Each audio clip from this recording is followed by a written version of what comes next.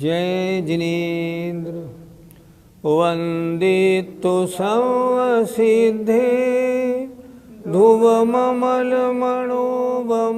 गदिं पत्ते गोच्छामि समयपाहुड मृणमोषुध केवली भणिदम्। पंच परमेष्ठी भगवान की जय। अब कह रहे हैं आचार्य, एकांत से जीव और प्रत्यय इनमें एक पना नहीं, ये नहीं होगा कि जीव और प्रत्यय एक हो जाएं, ऐसे नहीं। देखें गाथा नंबर 120। आज भी हमें 3 गाथा करनी है क्योंकि तीनों गाथा एक साथ हैं। जह जीव सणुवा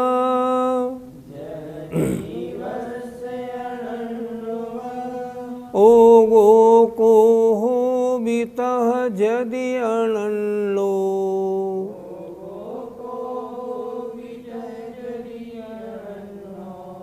जीवसा जीवस्य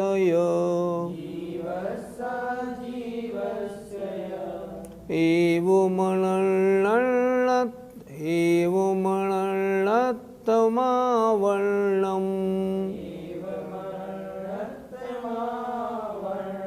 एवमणत्तमावर्णम्।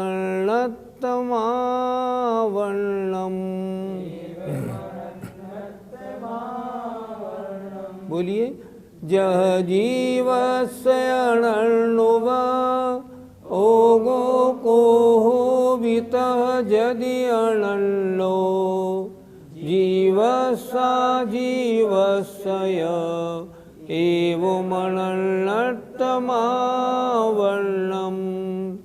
जह जीवस्य अणुवा ओ गो को हो बितः जदि अनलो जीवसा जीवस्य एवमणत्तमावर्णम्।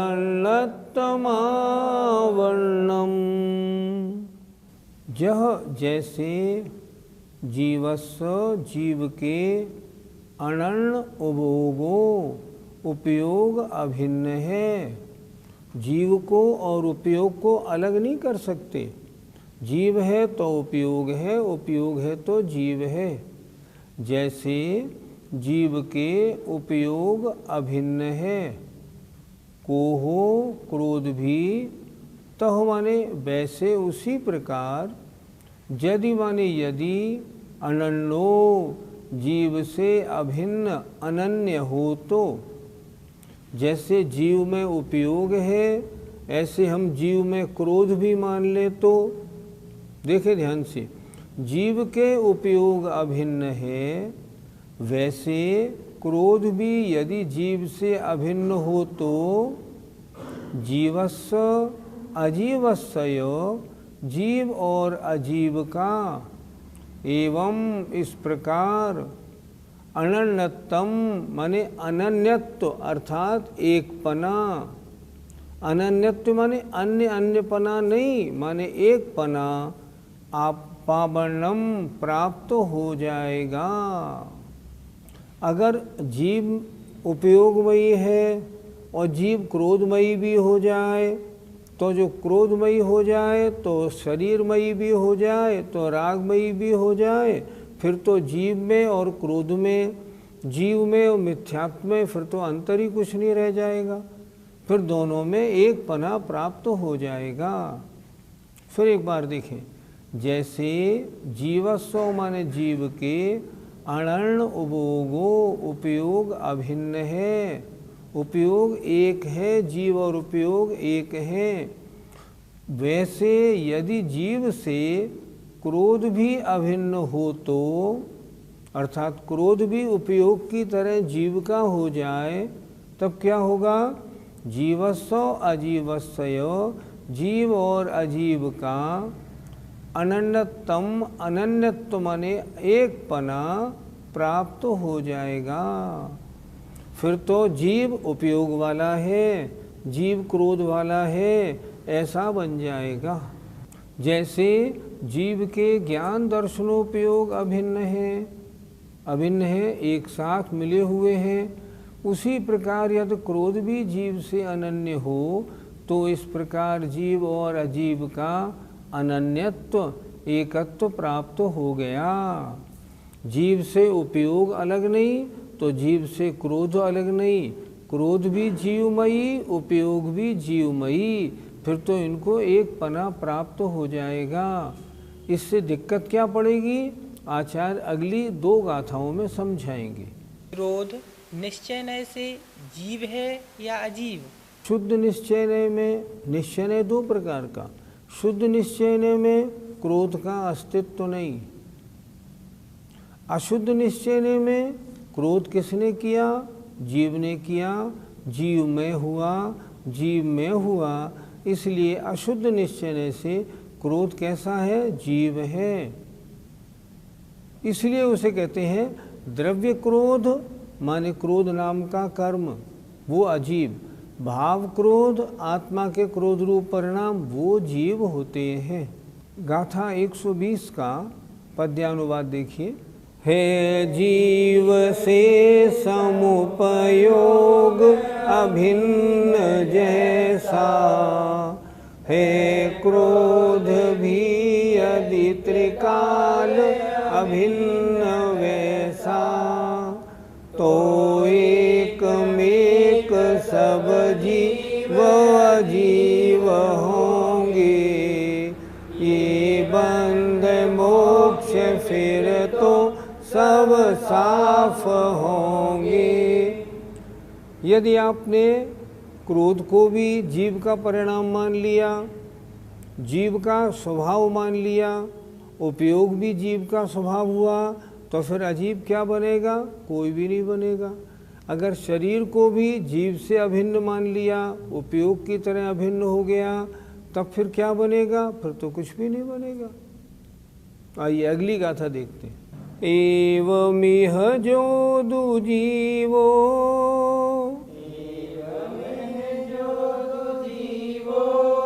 सोचे वदुलियम दो तहा जीवो,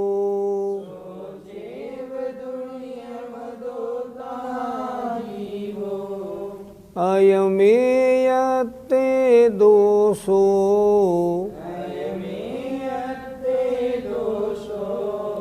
पच्यणो कम्माणम्,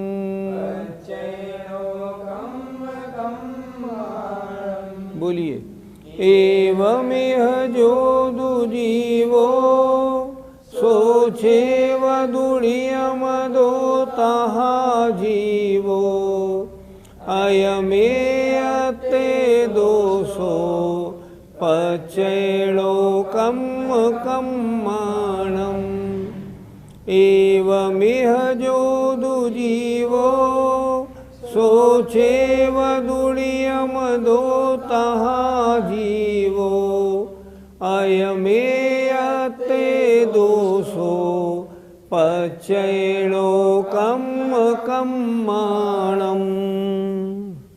एवं इह, एवं ऐसा होने पर, इह माने यहाँ इस लोक में जो जीवो जीव है, सो चेवदु वही, नियम 2 नियम से, तहा अजीवो उसी प्रकार अजीव भी हो जाएगा।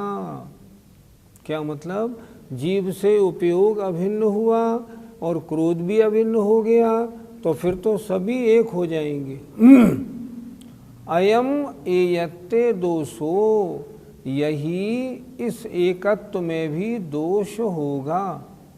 किनके साथ होगा, पच्ये लोकम कम्माणम, प्रत्यय नो कर्म और कर्मों के साथ भी। अगर आपने क्रोध को अनन्य कर दिया, क्रोध को आपने जीव में उपयोग के समान मान लिया, फिर तो जैसा जीव में उपयोग वैसे जीव में प्रत्यय, वैसे जीव में नो कर्म, वैसे ही जीव में अविरति, सब हो जाएंगे। फिर फिर जीव अजीव का भेद ही कैसे रह जाएगा। फिर एक बार देखें, एवं ऐसा होने पर, यह माने यहाँ श्लोक में, जो दु जीवो जो जीव है, सो चेवदु वही, नियम दो नियम से, तहा उसी प्रकार अजीब भी हो जाएगा।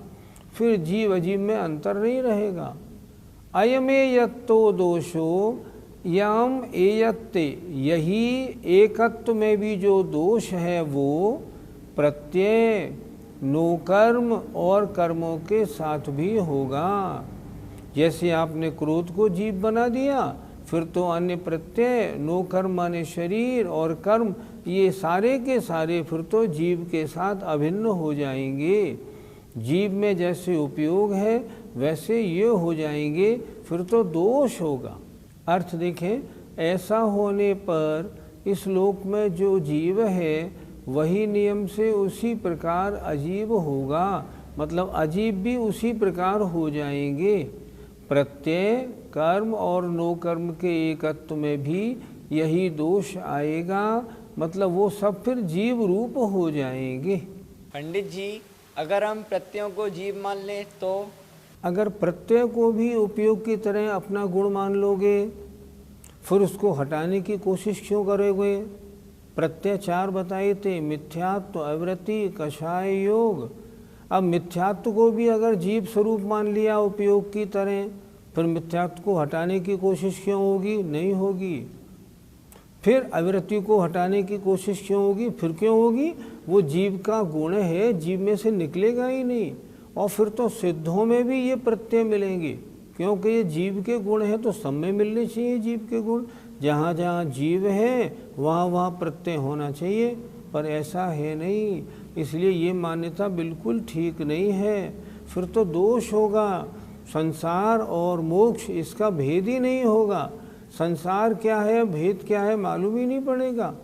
आज तो सीधी बात है, जहाँ ये चारों प्रत्यय हैं वो संसार, चार प्रत्यय के अभाव का नाम मोक्ष। लेकिन अब तो जहाँ जहाँ जीव होगा वहाँ वहाँ प्रत्यय होंगे ही, इसलिए संसार मोक्ष का भेद ही खत्म हो जाएगा। गाथा 121 का पद्यानुवाद। हो क्रोध आत्ममय जो उपयोग भाता, आत्मा अनात्म जड़ में ढल पूर्ण जाता। नो कर्म कर्म तक प्रत्यय आदि सारा, आत्मीय हो फिर नहीं भव का किनारा। अगर नो कर्म और कर्म ये सब के सब अगर आत्मा के ही स्वरूप हो जाएंगे, फिर संसार कहाँ बचेगा, संसार का फिर तो पता ही नहीं लगेगा। आइए, 3 गाथाएं थी, अब गाथा नंबर 122 और देखते हैं। अह पुण्यण्णो को हो,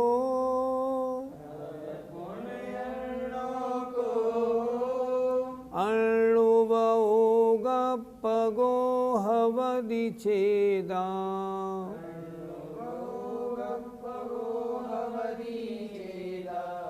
जह को हो तह पच्चय, कम्मं लोकं मम विअन्नम्।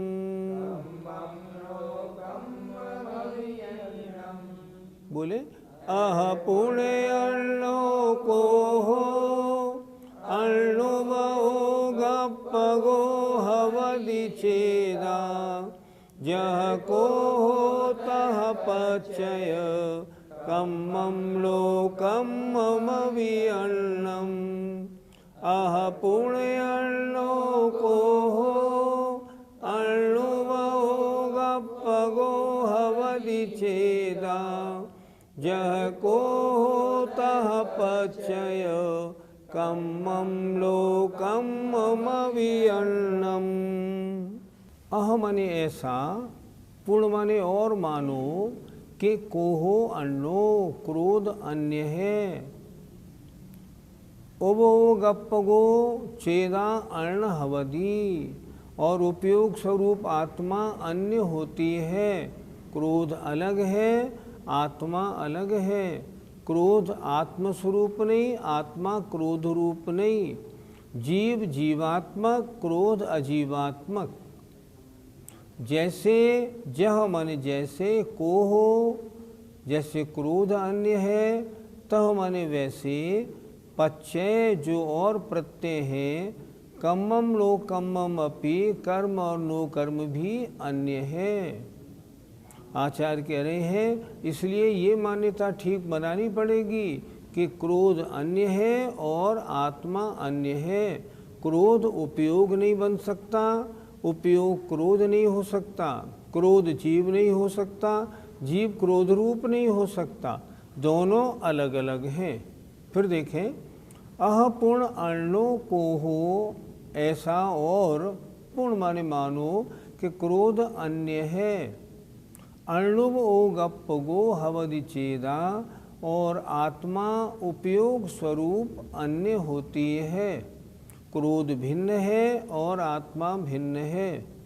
जय को हो तह पच्चय, जैसे क्रोध अन्य है वैसे फिर तो पच्चय माने मिथ्यात्व, वृत्ति, कषाय, योग, ये सब लिखा नीचे। कर्म और नो कर्म भी अन्य है, अर्थात मिथ्यात्व, अवृत्ति, कषाय और योग भिन्न हो गए, आत्मा अभिन्न हो गई, दोनों अब अलग अलग हो गए। ये आत्मा के स्वरूप नहीं, आत्मा इन रूप नहीं। ये आत्मा को अशुद्ध बनाने वाले हैं, आत्मा अलग है, ये अलग है। इनके हटने पर ही आत्मा शुद्ध होती है। तो ये मानना ही उचित होगा। इनको उपयोग की तरह आत्मा का मानना ठीक नहीं हो पाएगा। इस दोष के भय से ऐसा मानो, किस दोष के भय से? अगर ऐसा मानेंगे तो क्रोध भी जीव हो जाएगा, फिर जीव और अजीव में अंतर क्या बचेगा? फिर तो जो अविरति है, कषाय है, मिथ्यात्व है, वो सब आत्मस्वरूप हो जाएंगे। इसलिए इस दोष के भय से हमें कैसी मान्यता बनानी है? क्रोध अन्य है और उपयोग स्वरूप आत्मा अन्य है। और जैसे क्रोध अन्य है उसी प्रकार अन्य प्रत्यय, मिथ्यात्व, वृत्ति, सब कषाय, योग, ये सब अन्य हैं। कर्म और नो कर्म भी अन्य हैं। पंडित जी, फिर क्रोध को क्या माने? क्रोध जीव का स्वभाव नहीं। जीव उपयोगमयी है, क्रोधमयी नहीं। क्रोध तो कर्म उदय के कारण होने वाले आत्मा के अशुद्ध परिणाम हैं। इनके संयोग से आत्मा अशुद्ध होती है। ये उपयोग की तरह आत्मा के स्वभाव नहीं है। इसलिए क्या करें? हमेशा कोशिश करें कि मिथ्यात्व, अवृत्ति, कषाय और योग, ये चार प्रत्यय जो हैं ये आत्मा को मलिन बनाने वाले हैं। इसलिए जितने इनसे दूर हटा जाए उतना ठीक है। उपयोग की तरह ये आत्मा के स्वभाव नहीं हैं। ये हैं कैसे?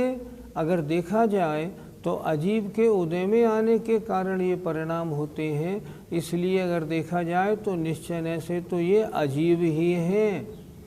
लेकिन क्योंकि जीव में हुए हैं तो अशुद्ध निश्चय के अनुसार यद्यपि ये जीव हैं पर उपयोग की तरह जीव के स्वभाव नहीं।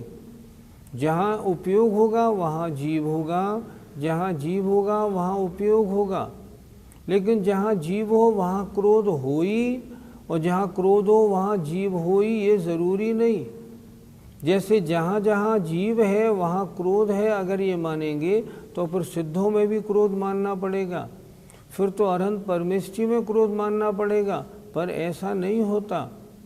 लेकिन उपयोग तो हर जगह मानना पड़ेगा, उपयोग तो हर जगह मिलेगा। इसलिए क्रोध अन्य है, जीव अन्य है। जीव का क्रोध नहीं है, क्रोध जीव का नहीं है। क्रोध जीव में होता है पर अन्य के कारण, अजीब के कारण होने से क्रोध क्या है? अजीब से होने वाला अशुद्ध परिणाम है। पंडित जी, अगर हम मिथ्यात्वादी को जीव का गुण मानेंगे तो क्या आपत्ति? मिथ्यात्व को जीव का गुण मान लिया, अब अविरति को भी जीव का गुण मान लो, कषाय को भी जीव का गुण मान लो, योग को भी जीव का गुण मान लिया। तब ये बताओ संसारी और मुक्त जीव में अंतर क्या हुआ? संसारी और मुक्त जीव में अंतर क्या होता है? संसारी जीव वो है जिनके मिथ्यात्व वृत्ति कषाय योग या इनके कारण होने वाले गुणस्थान होते हैं, वो संसारी जीव है। और जिनके ये नहीं होते वो मुक्त जीव है। अगर ऐसा नहीं माना, तुमने दोनों में इनको जीव का स्वभाव मान लिया, तो सिद्धों में भी मिथ्यात्व और अवृत्ति और कषाय मिलेंगे। अगर मिथ्यात्व अवृत्ति कषाय सिद्धों में भी मिलेंगे, फिर सिद्ध और संसारी में अंतर क्या बना? फिर तो कुछ भी अंतर नहीं बना। नहीं, ये मान्यता बिल्कुल ठीक नहीं बनेगी। मानना तो ये पड़ेगा मिथ्यात्व अवृत्ति कषाय योग इनके कारण आत्मा के साथ कर्म का संबंध होता है, और वह कर्म का संबंध आपको अपवित्र, आत्मा को अपवित्र अर्थात संसारी बनाने वाला होता है। जब आत्मा रत्नत्रय धर्म धारण करके तपस्वरण करता है और इन कर्मों को अपने पास से हटा देता है, तब मुक्त अवस्था प्राप्त होती है। संसारी अवस्था वो कर्मबंध सहित, कर्मबंध के कारण ये मिथ्यात्व वृत्ति कषाय योग। मुक्त अवस्था वो कर्मबंध रहित, ना तो वहाँ कर्मबंध है ना मिथ्यात्व वृत्ति कषाय योग है। अगर इनको आत्मा का गुण मान लेंगे, फिर तो ये सिद्धों में भी पाए जाएंगे और फिर तो इनमें कोई अंतर ही नहीं होगा। उपयोग बराबर क्रोध, फिर तो ये सिद्धों में भी पाए जाएंगे। संसारी और मुक्त का भेद हम कैसे कर पाएंगे? फिर गुणस्थान कैसे बनेंगे? ये तो आत्मा के स्वभाव हो गए, गुण हो गए। अतः ये नहीं मानना होगा। क्या मानना पड़ेगा? क्रोध भिन्न है, आत्मा भिन्न है। आत्मा का उपयोग है, आत्मा का क्रोध नहीं। आत्मा में अशुद्ध निश्चय से जो क्रोध हुआ है, वो क्रोध कर्म के उदय के कारण हुआ है। वो पुद्गल के उदय के कारण होने से वह पुद्गल का है, आत्मा का स्वभाव नहीं। और जब हम ऐसा मानेंगे, तभी तो उन प्रत्ययों को हम दूर करने का प्रयत्न करेंगे। अगर हम उनको अपना स्वभाव मान लेंगे तो दूर करने का प्रयत्न कैसे करेंगे? इसलिए ये मान्यता ठीक नहीं है। मान्यता यही माननी पड़ेगी, कर्म नो कर्म आदि प्रत्यय बंध के कारण है, आत्मा का ये स्वभाव नहीं। ये तो आत्मा को मलिन बनाने वाले हैं। अतः कर्मों को कैसे दूर करूं, कर्म बंध से कैसे बचूं, कषायों से कैसे हटूं, इस बारे में निरंतर अपना चिंतन और पुरुषार्थ होना चाहिए। गाथा 122 का पद्यानुवाद। पूर्वोक्त दोष भय से यदि मित्र मानो, है क्रोध भिन्न निज आत्म भिन्न मानो। बाधा रही न फिर तो अति भिन्न न्यारे, शुद्धात्म से जड़मयी विधि कार्य सारे। कितना अच्छा पद्यानुवाद है। हे मेरे मित्र, पूर्वोक्त भय के कारण फिर तो क्रोध भी जीव हो जाएगा, उपयोग भी जीव हो जाएगा। फिर संसारी और मुक्त में अंतर क्या बनेगा? कुछ नहीं बनेगा। इसलिए हे मित्र, क्रोध को भिन्न मानो, आत्मा को भी उससे भिन्न मानो। फिर क्या होगा? फिर तो जितने मिथ्यात्व वृत्ति कषाय योग हैं, ये सब भिन्न हो जाएंगे, कोई बाधा नहीं होगी। और शुद्ध आत्मा से ये पुद्गल में जो विधि माने कर्म है और जितने अन्य और भी है ना प्रत्यय, सारे के सारे भिन्न माने जाएंगे। यही मान्यता आगम के अनुसार है। जय जिनेन्द्र। इस कार्यक्रम के पुण्यार्जक परिवार हैं मानक चंद, कमला देवी, राकेश, नीतू, ऋषभ, सौम्या एवं Ayushi Musharraf, B123, Sethi colony, Jaipur, Rajasthan. Shri Parasnath re rolling mills limited, Durgapur 1, Bardhaman, Paschim Bangal. Amita Jain, wife of Anil Kumar Jain. Sangeeta Jain, wife of Vipin Kumar Jain. Sheel Jain, wife of Narendra Jain. Hightone trading company, Shalimar Bagh, Delhi 88। माता श्री निरंजना बाई सरोदय के स्मरणार्थ Sunanda, wife of professor Umesh Chandra Sarodaya, Nagpur. Rekha, wife of Abhay Kumar Sontakke, Karanja. Madhuri Jain, Nagpur. Nishigandha Band, CA, wife of doctor Shailesh Band, Amravati. Rutika, wife of Saurabh Sarodaya, Pune. Pushpak Jain, Swastik Band, Spraha Sarodaya. स्वर्गीय श्री चिमनलाल फूलचंद शाह, स्वर्गीय Kamlaben Chimanlal Shah, doctor Rajnikant C Shah, Leena R Shah, Samarth R Shah, Dhwani S Shah, Nishchal R Shah, Janali N Shah, Agam Nirmay एवं नियम शाह, अहमदाबाद गुजरात।